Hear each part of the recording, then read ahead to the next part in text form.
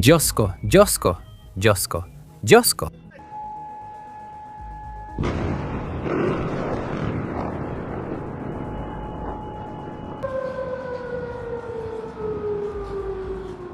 Ang buong pamunuan ng politika at militar ng Iran ay napatay sa isang umaga. Sa normal na lohika, dito na dapat sumuko ang Iran. Ganyan ang ginagawa ng mga bansa matapos ang decapitation strike. Sa halip, nagpasya ang Iran na magpaulan ng mga misil sa Bahrain, Kuwait, Qatar, UAE, Saudi Arabia, Jordan at Israel. Lahat ng sabay-sabay. 7 bansa. Hindi lang ito mga base militar ng US. Tumatama rin ang mga Iranian suicide drone sa mga sibilyan at gusaling tirahan sa Gulpo. At hindi pa sapat yon, nagpakalat pa ng puwersa ang seguridad ng Iran sa Tehran para barilin ang mga Iranian na dumagsa sa mga kalsada upang ipagdiwang ang pagkamatay ng kanilang kataas-taasang pinuno. Kaya ang totoong tanong, yung sinusubukan sagutin ng lahat na yon, ay ano nga ba talaga ang iniisip ng Iran? Sa totoo lang, hati ang internet sa dalawang teorya.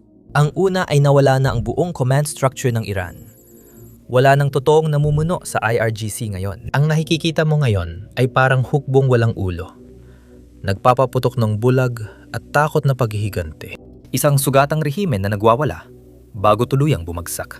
Ang dapat mong ikabahala ay ang pangalawang teorya.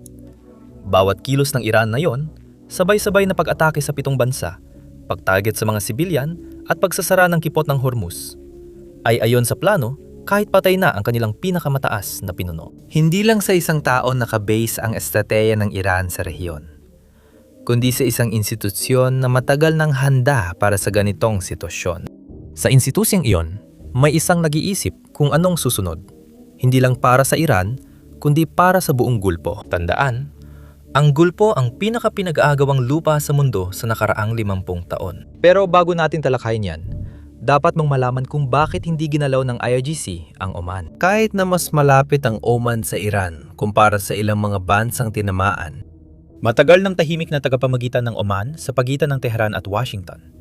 Tanging bansa na pinagkakatiwalaan ng magkabilang panig para magdala ng mensahe kapag ayaw nilang mag-usap direkta. Siya ang nag-ayos ng mga lihim na usapan para sa 2000.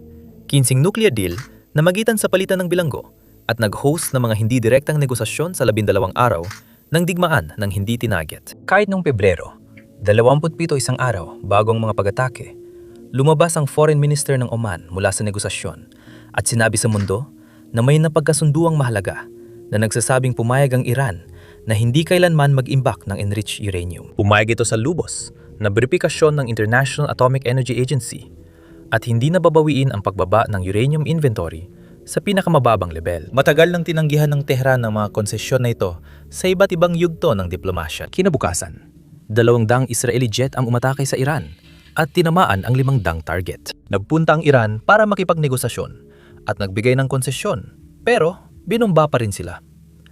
Para sa Tehran, malinaw ang mensahe ng Washington at Tel Aviv. Walang at hindi magkakaroon ng kasunduan. Kapag tinanggap mo na, wala nang dahilan magpigil. Ngayon, tingnan natin kung anong piniling tamaan ng Iran. Pinatama ng Iran ng mga misil ang headquarters ng ika-5 fleet ng US Navy sa Bahrain. Ito ang pangunahing command center para sa lahat ng operasyon ng hukbong dagat ng Amerika sa paligid ng Persian Gulf at Indian Ocean. Tinamaan din nito ang Al Udeid Air Base sa Qatar, Al Dhafra Air Base sa UAE, at ang Ali Al Salim Air Base sa Kuwait.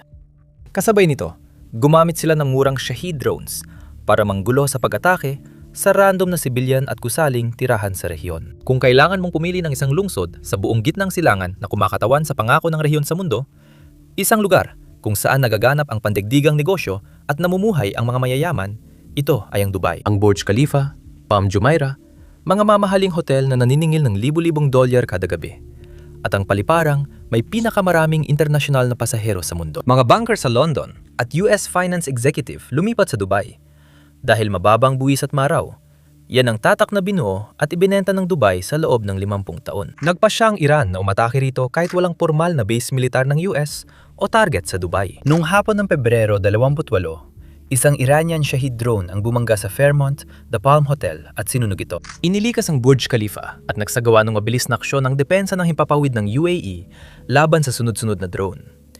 Isinara rin ang Dubai International Airport. Ang Al Maktoum International, na nagpapakilala bilang pinakamalaking paliparan sa mundo, ay itinigil ang lahat ng biyahe ng eroplano nang walang tiyak na petsa ng pagbubukas. Sa Bahrain, isang Shahid drone ang tumama sa itaas ng mataas na gusaling tirahan 1 milya mula sa base ng US Navy. Sa Abu Dhabi, isang Pakistani ang namatay ng tamaan ng shrapnel mula sa napigilang misil na nagkalat ng debris sa Saadiyat Island, Khalifa City at Mohammed bin Zayed City. Ito ang pinakamasamang bangungot ng Dubai dahil nakasalalay ang diwa nito sa pagiging ligtas na oasis sa magulong rehiyon. Literal na naglabas ng pampublikong pahayag ang Saudi Arabia bago pa man na kinukumpirma nilang nagbigay sila ng direktang katiyakan sa Iran na hindi nila pahintulutan na magamit ang kanilang teritoryo laban sa Tehran. Ngunit tinadyot pa rin ng Iran ang Riyadh. Ang mensahe sa bawat monarkiya sa Gulpo habang pinapunoon ang usok sa Palm Jumeirah.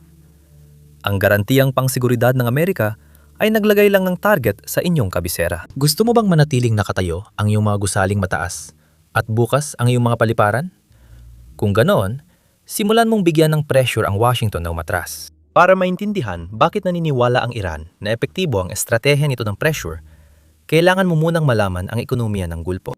Batay sa datos ng EIA, ang Saudi Arabia ang top exporter ng langis sa Strait of Hormuz, na may 5.5 million bariles kada araw, o halos 38% ng kabuuang dumadaan doon.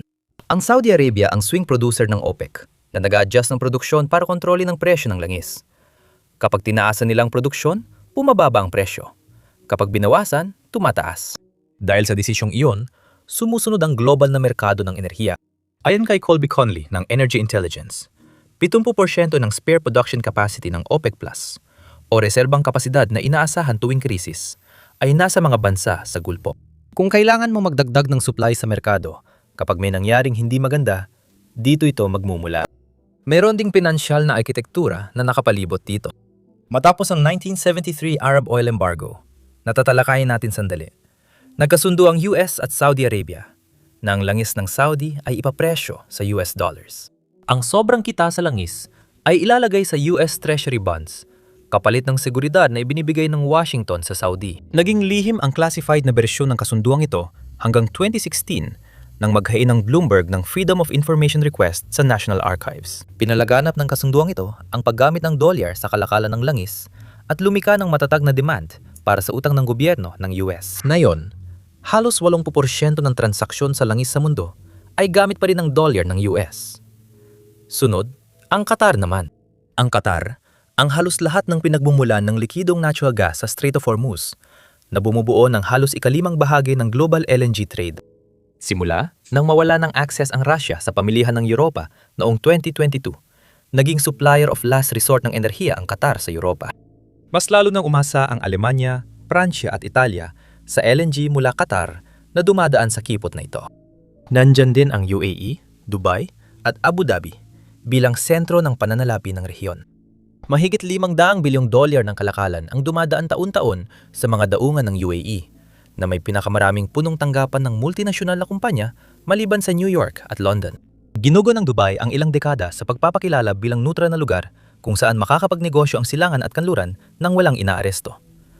Ang neutralidad na iyon ay nagkakahalaga ng bilyon-bilyong dolyar taon-taon. Dahil dito, sa halip na sa Riyadh o Cairo, doon nagtatayo ng regional headquarters ang mga kumpanya. Kung masira ang pangako dahil sa kaguluhan, maaari magbago ng isip ang mga kumpanyang yon kung saan ilalagay ang punong tanggapan nila. Alam ito ng Iran, kaya pinipilit nitong igalaw ang Washington sa pamamagitan ng pagwasak sa imaheng pang-ekonomiya ng riyon. Nung huli, may sumubok nito, nagtagumpay sila. Noong 19 na Oktubre, 1973, 12 araw matapos ang sorpresang pag-atake ng Ehipto at Syria sa Israel na tinawag na digmaang Yom Kippur. Kakahiling lang ni Nixon ng $2.2 bilyong na emergency military aid para sa Israel sa Kongreso. Pagkalabas ng balitang ito, agad nang deklara ng total oil embargo laban sa US ang Saudi Arabia at mga Arabong miyembro ng OPEC. Ayon sa Federal Reserve, tumaas ang presyo ng langis mula $2.70 kada bariles bago ang embargo hanggang $11 at 65 sentimo pagsapit ng Enero 1974, halos 4 na beses sa loob ng 4 na buwan. Pumila ang mga Amerikano para sa gasolina sa mga linyang umabot sa ilang blok ng syudad. Nagpatupad ang US ng fuel rationing sa unang pagkakataon mula nung ikalawang digmaang pandigdig. Ibinaba ang speed limit sa buong bansa. Naubusan ng gasolina ang mga gasolinahan sa kalagitnaan ng linggo. Naging karaniwan ang salitang shortage sa bokabularyo ng mga Amerikano. Pero mas malala ang epekto nito sa geopolitika. Ang mga kaalyado ng US sa Europa at Hapon na may parehong kakulangan sa supply ay nagsimulang lantarang lumayo sa patakaran ng Amerika sa gitnang silangan para hindi maging target. Ayon sa kasaysayan ng US State Department, nagkaroon ng hidwaan sa NATO dahil sinikap ng Europa na ihiwalay ang sarili mula sa paninindigan ng Washington. Ang Hapon, na kumukuha ng halos lahat ng langis mula sa gitnang silangan, ay nasa delikadong sitwasyon. Malinaw ang mensahe sa bawat kaalyado ng US. Pumanik ka sa Washington at mawawala ang iyong supply ng enerhiya. Ang mga pamahalaan sa Europa at Hapon ay nagsimulang lantarang lumayo na talagang nakakahiya sa politika para sa Washington. Nanghihina na noon si Nixon dahil sa Watergate. Ilang buwan nag-shuttle diplomacy si Kissinger para pag-usapan ng pag-atras ng Israel sa Sinai Peninsula at Golan Heights.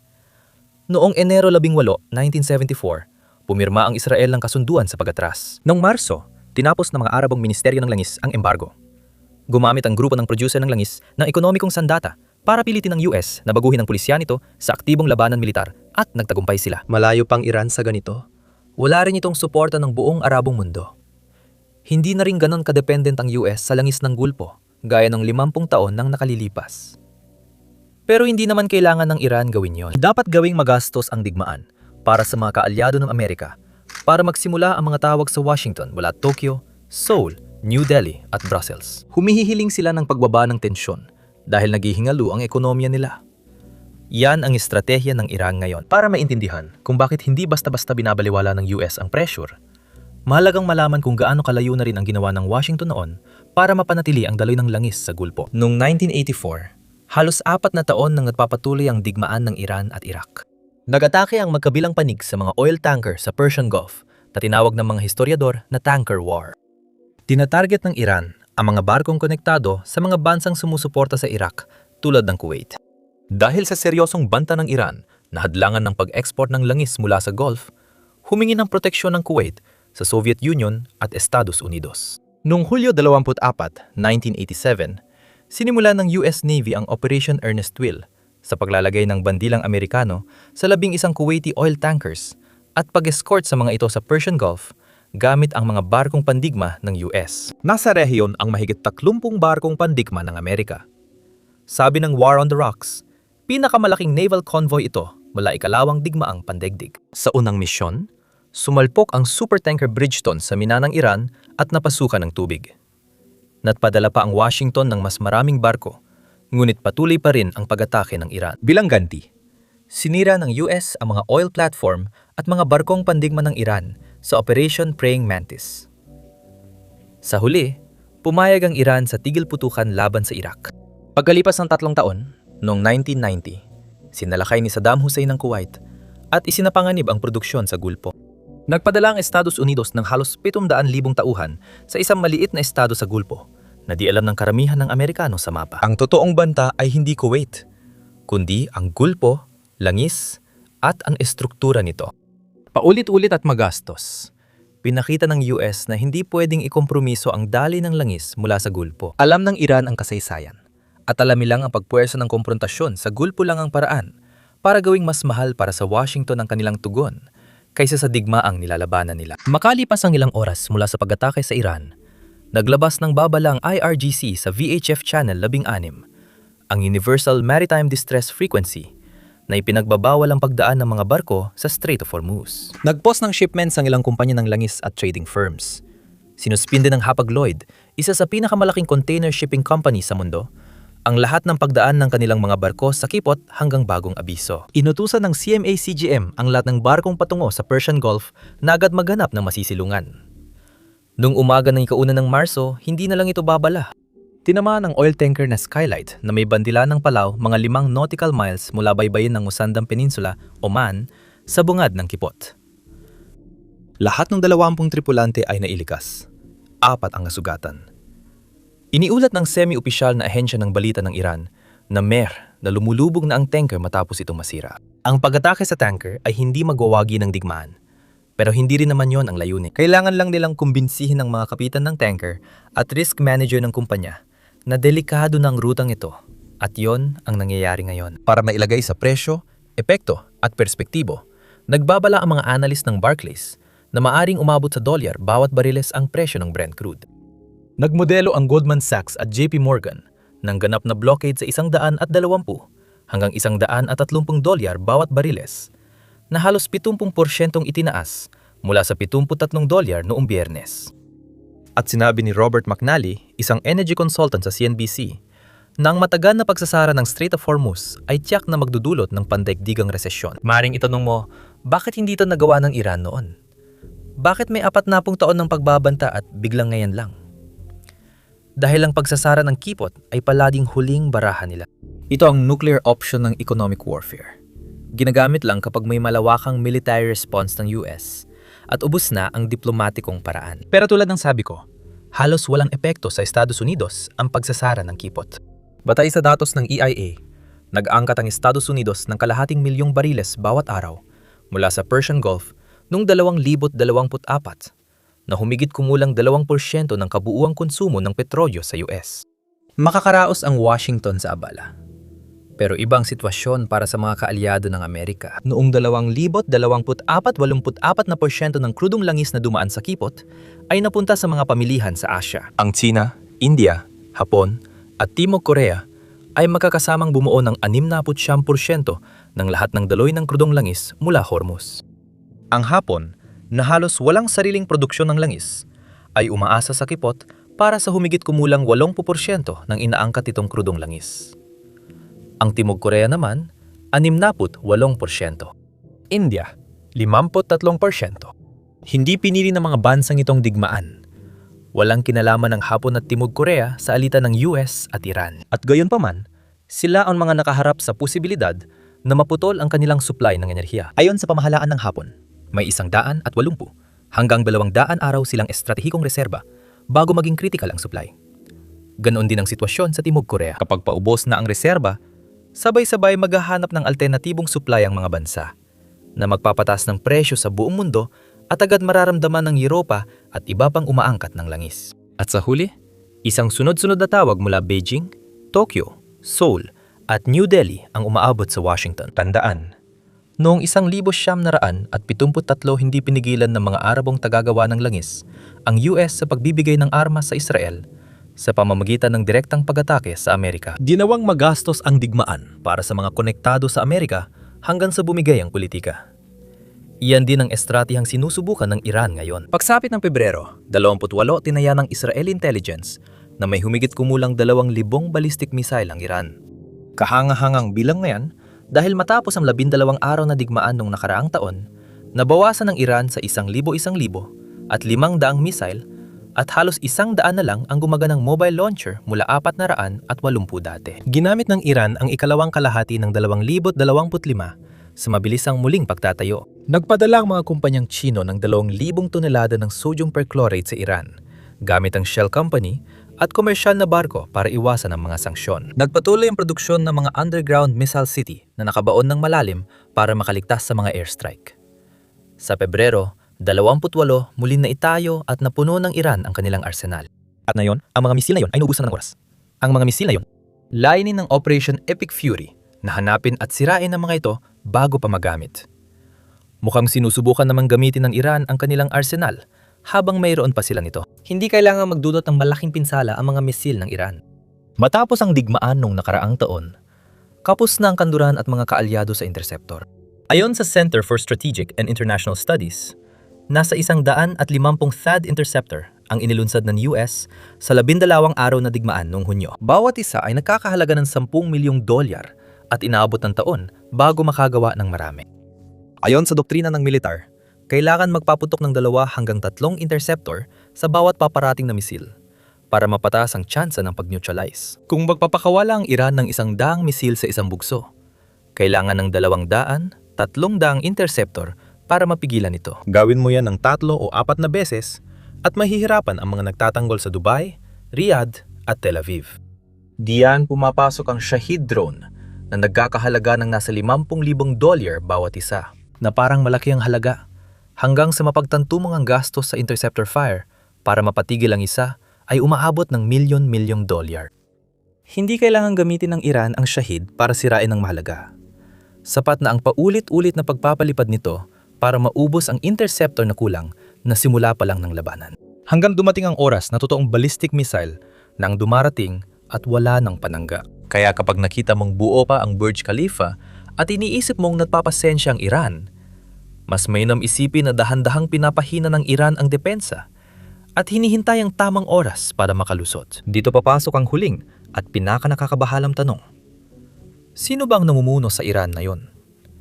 Patay na si Khamenei. Napatay din sa parehong pag-atake ang susunod sana sa kanya, pati ang kanyang manugang na lalaki at babae. Patay na ang kumander ng IRGC, ministro ng depensa, hepe ng staff at mga kalihim ng pambansang seguridad.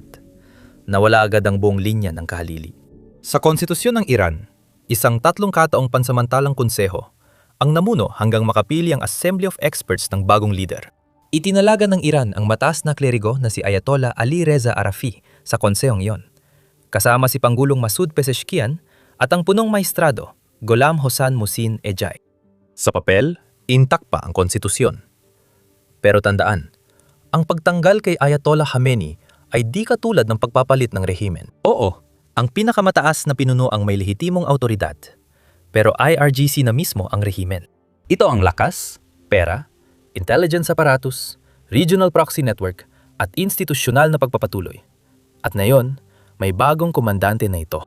Kumpirmado ng Iranian state media na si Brigadier General Ahmad Wahidi ang bagong hepe ng IRGC, kapalit ni Muhammad Pakpur na napatay sa mga pag-atake. Para maintindihan ang susunod na hakbang ng militar ng Iran, mahalagang malaman kung sino si Wahidi. Sumali siya sa IRGC noong 1979, ang taon mismo ng Islamic Revolution.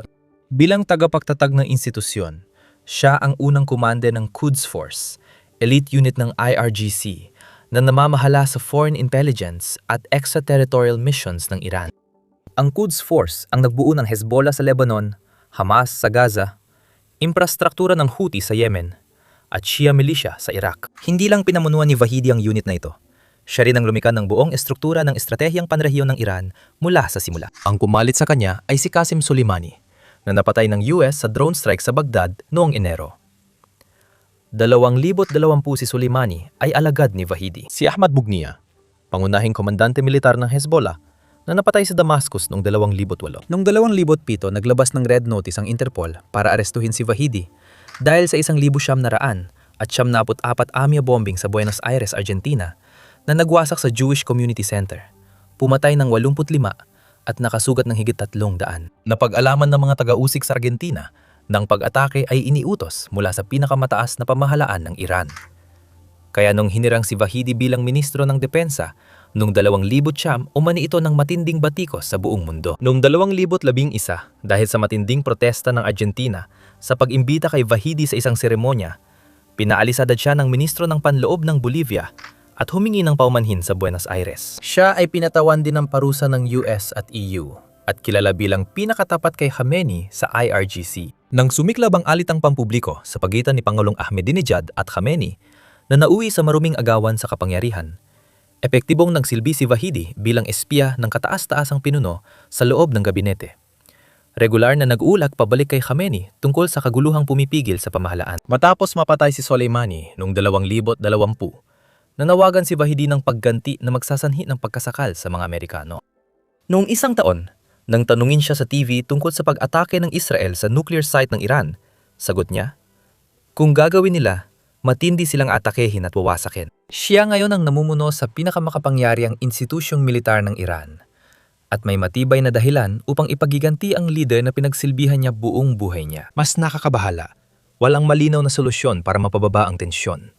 Sabi ng Administrasyong Trump, tuloy-tuloy ang pambobomba buong linggo. Inanunsyo ng IRGC na wala ng red line at naghahanda sila ng pinakamalaki at pinakamakapangyarihang opensibang operasyon sa kasaysayan ng Islamic Republic. May lumulubog na tanker sa Strait of Hormuz. Tumigil ang mga pangunahing shipping company sa biyahe. Magbubukas pa lang ang mga pamilihan ng langis sa Lunes. Ang Oman, na tanging may gumaganang back channel sa magkabilang panig, ay nanawagan ng emergency meeting ng UN Security Council at halos walang magawa kundi panoorin mabura sa 24 na oras ang diplomatikong tagumpay na ilang buwang binuo.